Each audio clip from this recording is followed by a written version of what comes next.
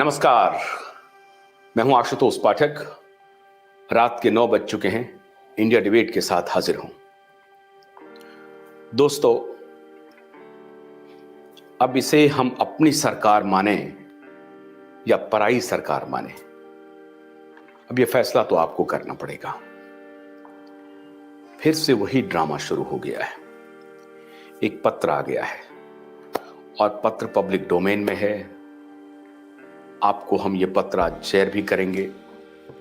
हमारे Telegram channel पर भी उपलब्ध होगा ये पत्र। मेरे ख्याल से आप सबको मालूम है वो पत्र हमारे राजेश भूषण जी का है। स्वास्थ्य सचिव हैं राजेश भूषण जी। उन्होंने पत्र दिया है कि हम एक बार फिर से एनालिसिस कर रहे हैं।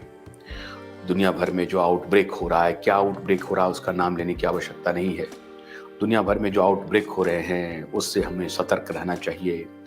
और कांग्रेस की जो भारत जोड़ो यात्रा है उसको बंद कर देना चाहिए, क्योंकि उससे काफ़ी ज़्यादा परेशानी होने वाली है आने वाले दिनों में।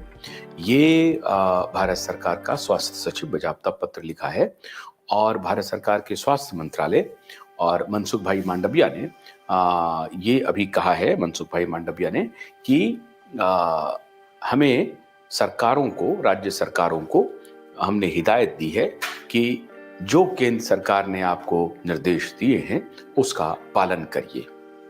और वो निर्देश ये है कि 2-3 साल से जो कुछ भी चल रहा था वो सारे पालन फिर से दोबारा शुरू कर दीजिए, क्योंकि चाइना में वो सारे काम फिर शुरू हो गए हैं, अमेरिका में शुरू हो गए हैं, यूरोप में शुरू हो गए हैं। तो ये अब आपको देखना पड़ेगा कि भारत में भी वो सब प्रतिबंध लागू कर देने पड़ेंगे जो प्रतिबंध हमने 2 साल पहले इम्पोज किया था और फिर 2 साल 3 साल तक इस प्रतिबंध को हमने चलाया। वही प्रतिबंध दोबारा भारत सरकार लाना चाह रही है। कांग्रेस की दुर्गति देखिए और कांग्रेस की नियति देखिए। बेईमानी की पराकाष्ठा है। ये party of uneducated elite, cheat, ठगों की पार्टी बन गई है। इल इन्फॉर्म्ड लोगों की पार्टी बन गई है। और अगर इन्फॉर्म्ड हैं, कंप्रोमाइज्ड इल इन्फॉर्म्ड लोगों की पार्टी है। Compromised, completely compromised. ऐसा दुर्दिन भारत ने कभी नहीं देखा था मित्रों, भारत ने कभी नहीं देखा था।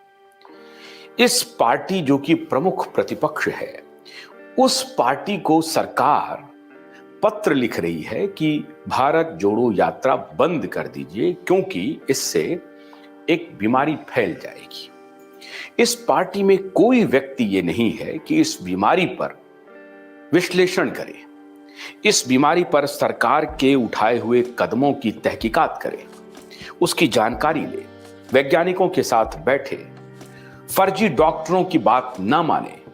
ऐसे बहुत सारे डॉक्टर्स हैं, ऐसे बहुत सारे शोधार्थी हैं, शोधकर्ता हैं जो उनको तथ्य उपलब्ध करा सकते हैं, लेकिन उनकी बात को इन्हें सुनना नहीं है, जानना नहीं है। और इनके बिके हुए पत्रकार, इनके दलाल पत्रकार किस प्रकार से इनके भी बिके हुए हैं, इनके भी हाथों बिके हुए हैं और उधर सरकार के भी हाथों बिके हुए हैं। ये बिकी हुई मीडिया इस देश को बर्बाद कर रही है, तहस नहस कर रही है, तहस नहस कर रही है।